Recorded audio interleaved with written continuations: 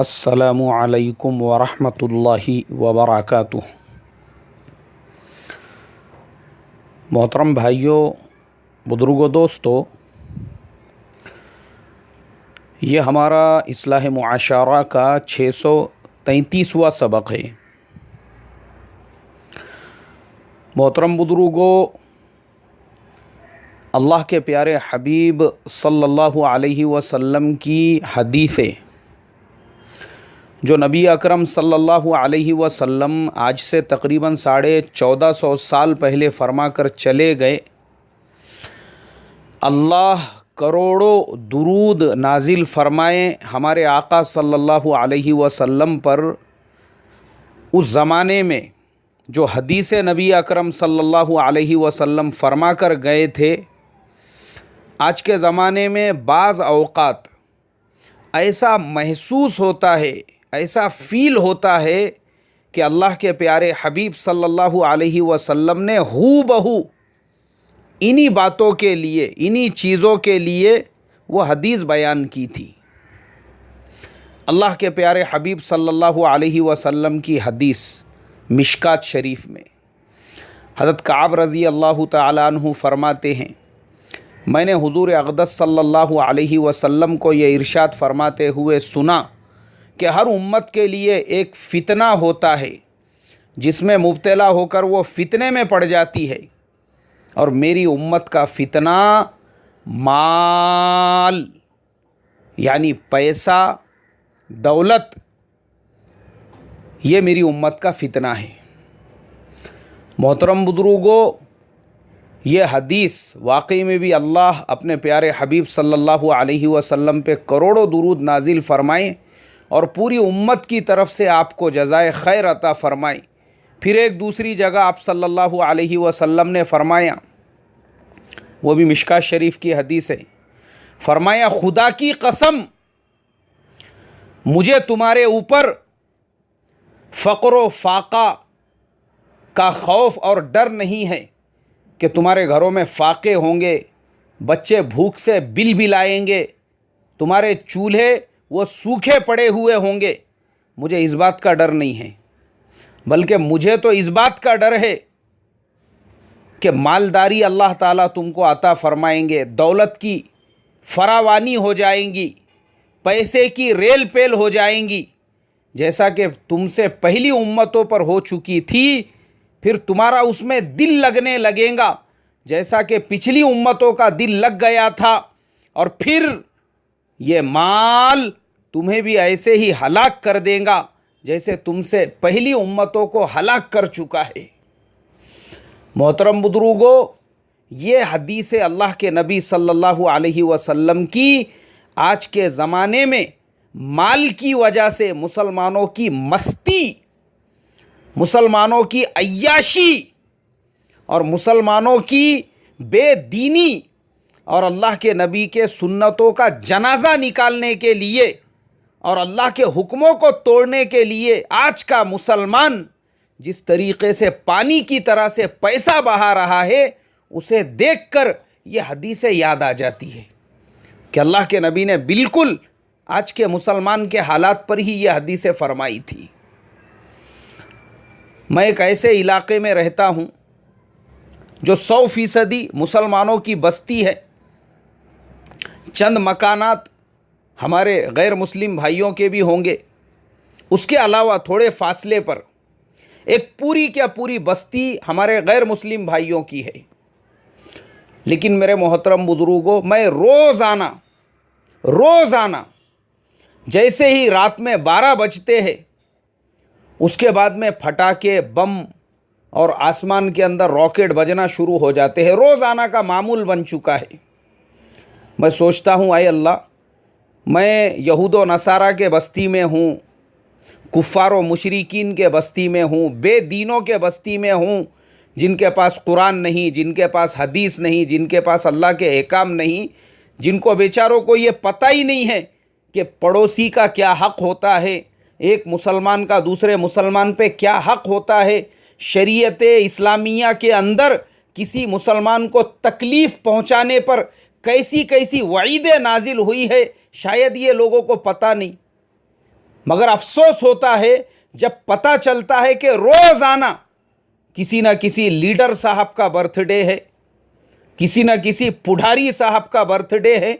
और आजकल तो इतने लीडर, इतने पुढ़ारी पैदा हो चुके हैं, काई की वजह से, माल के गर्मी की वजह से। कल तक पेंदे पे एक एक बालिश के पेवंद होते थे, पेवन पैजामे के ऊपर, गली के कुत्ते भी पूछते नहीं थे। आज 4 पैसे आ गए, हर गली में ऐसे लीडर पैदा हो रहे हैं जैसे बारिश के मौसम में सिद्धोड़ पैदा होते हैं। हर गली में लीडर, हर लाइन में देखेंगे तो 8-10 लीडर आपको मिलेंगे। और ये सिर्फ मुसलमानों के इलाके में, मुसलमानों के एरियो में। और ये जितने लीडर बने हुए हैं, नवे नवे लीडर पैदा हुए हुए हैं, इनमें से रोज़ाना किसी ना किसी का बर्थडे। और जैसे ही रात के 12 बजते हैं, अब वो नया जो पैदा हुए हुआ लीडर होता है, उसको दूसरे लीडरों को दिखाना और बताना रहता है कि मैं भी किसी से कम नहीं हूँ। अपनी पोजीशन, अपना मकाम, अपना मर्तबा दिखाने के लिए 12 बजते ही जो है फटाके बजना शुरू हो जाते हैं। वो ये सब बातें भूल जाते हैं। अल्लाह के नबी सल्लल्लाहु अलैहि वसल्लम ने दूसरों को तकलीफ़ पहुंचाने पर कैसी कैसी वईदें बयान फरमाई है, मालूम ही नहीं इनको। अल्लाह हिफाजत फरमाए। घरों के अंदर बीमार सो रहे हैं, बीमार मरीज़ है बेचारे, उनको अभी अभी हॉस्पिटल से, आईसीयू से निकाल के लाया गया है, उनको दवाएं खिलाई गई है, वो सो रहे हैं, आराम कर रहे हैं, बूढ़े हैं, मरीज़ है। बहुत सारे मरीज़ ऐसे हैं, उन्होंने इस तरह की आवाज़ें सुने, वो बेचारे डर जाते हैं, बिचक जाते हैं। इनको कुछ लेना देना नहीं है उससे, क्योंकि ये माल की गर्मी है, माल की। ये भूल गए कि कल तक मुसलमानों का वो हाल होता था, हुलगे की और पीली जवारी की रोटी मुसलमान खाता था। अमेरिका से आए हुए लाल गेहूं के वास्ते 2-2 किलोमीटर की लाइन लगा के खड़े हुआ रहता था। ये आज का मुसलमान भूल चुका है। क्यों? पैसा बहुत आ गया ना आज, पैसे की गर्मी। जो अल्लाह के प्यारे नबी सल्लल्लाहु अलैहि वसल्लम 1450 साल पहले फरमा कर गए, मुझे तुम्हारे ऊपर फ़क्र फाका का डर नहीं, मालदारी का डर है। ये वो मालदारी की गर्मी है। मासूम मासूम बच्चे हैं, बीमार है, वो घरों में गर्मी की शिद्दत है। बच्चों को समझाना, उनको प्यार से, लाड़ से, उनको दुलार करके सुलाना, ये बेचारी वो माएँ जानती है जो कितनी मेहनत से, कितनी मशक्क़त से अपने मासूम बच्चों को सुलाती है। मगर ये फटाके बजाने वालों को क्या लेना देना है? ये तो सिद्धोड़ कैसे पैदा होते हैं बारिश में, वैसे पैदा हो गए वे हैं गली गली में 8-8, 10-10 लीडर। इनको तो अपनी पोजीशन, अपना मकाम, अपना मर्तबा दिखाना है। इनको क्या लेना देना? घर में मरीज़ सो रहे हैं, घर में पेशेंट सो रहे हैं, घर के अंदर मासूम मासूम बच्चे हैं, घर के अंदर बहुत सारे ऐसे तहज्जुद गुजार हैं जिनको रोज़ाना सुबह में 4, 4:30 बजे उठ के अल्लाह की हम्दो सना बयान करनी पड़ती है। इसलिए वो 10:30, 11 बजे ही सो जाते हैं। लेकिन जैसी 12 बज गए, उसके बाद ऐसा धिंगाना शुरू हो जाता है, वो बेचारों की नींद हुशार हो जाती है। लोग उठ के बैठ जाते हैं बिस्तरों के ऊपर। अब कहाँ से सो सकते? क्योंकि एक नया दिन शुरू हो रहा है 12 बजे के बाद में। क्यों? Birthday celebration. अल्लाह हिफाजत फरमाए मोहतरम बुजुर्गों, अल्लाह हिफाजत फरमाए। मैं यही दुआ करता हूँ, अय अल्लाह, हम लोगों को जैसा तूने पहले रखा था फ़क्र व फाका के अंदर, गरीबी के अंदर, वही हालात हमारे सही थे।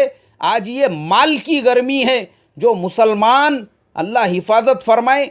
मैं एक मस्जिद की तरफ जा रहा था, रास्ता भूल गया मैं, मुझे पता ही नहीं वो मस्जिद किधर है, और गलती से मैं एक दूसरी मस्जिद के सामने चला गया।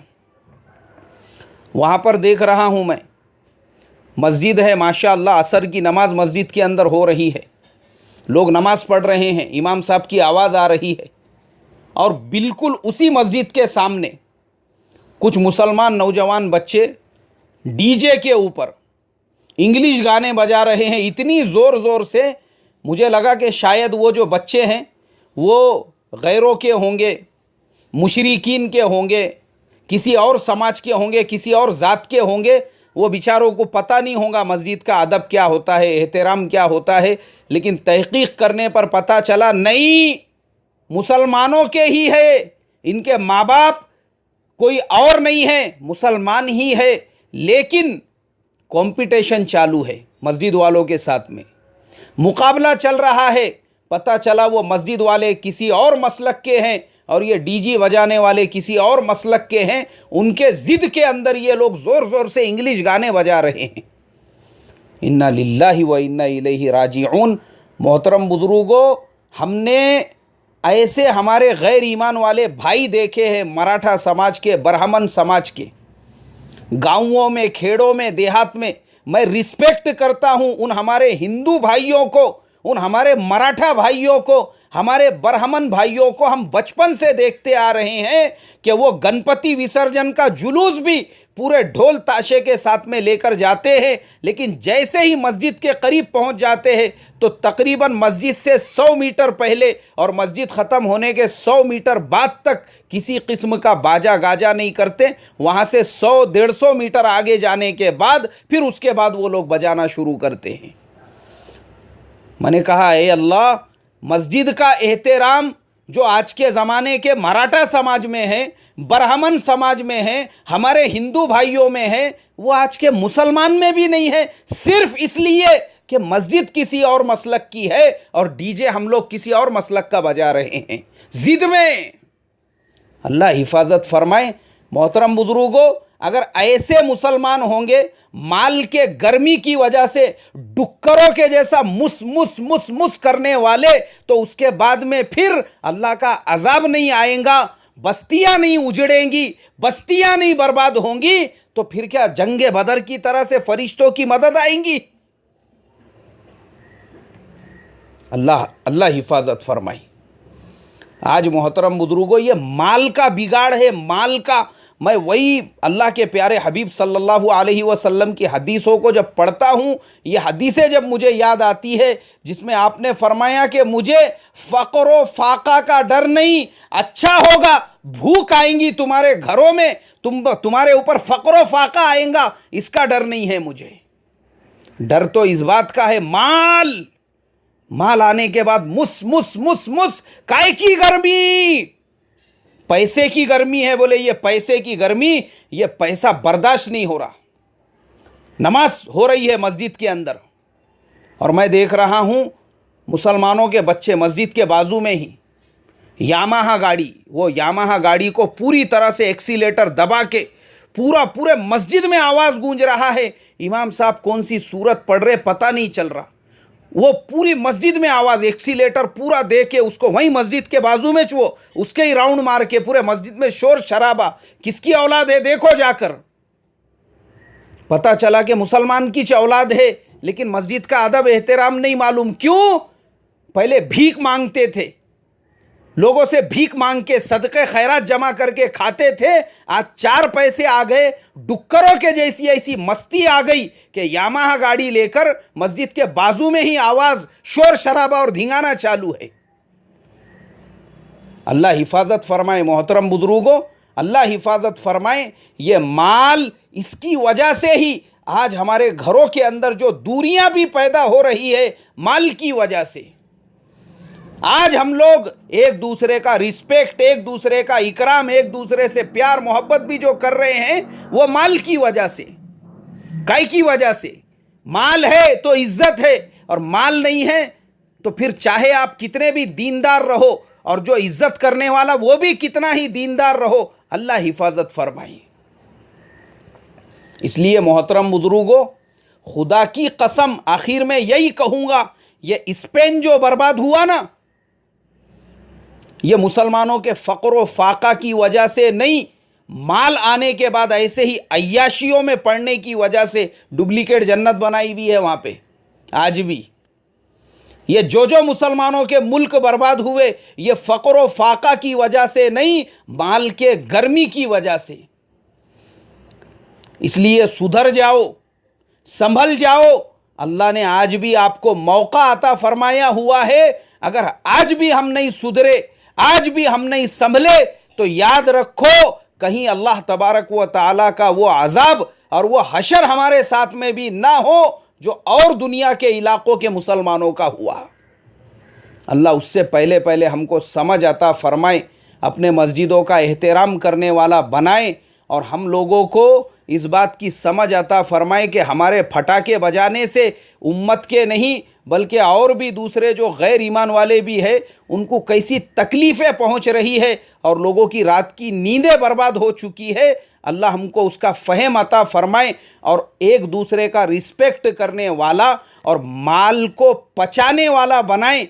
माल कमाना हराम और नाजायज़ नहीं है, लेकिन उसको पचाना सीखो, पचाना उसको संभालना सीखो और माल आने के बावजूद अपने ज़िंदगी में वैसा तवाज़ो, वैसी आजीज़ी, वैसी इनकिसारी लाओ जैसी हज़रत उस्मान गनी रज़ी अल्लाह ताला अन्हु में थी, हज़रत अब्दुर्रहमान इब्न औफ रज़ी अल्लाह ताला अन्हु में थी। और आज के ज़माने में भी लाखों मुसलमान ऐसे हैं, करोड़ों रुपया है उनके पास, लेकिन सादी सिंपल ज़िंदगी है।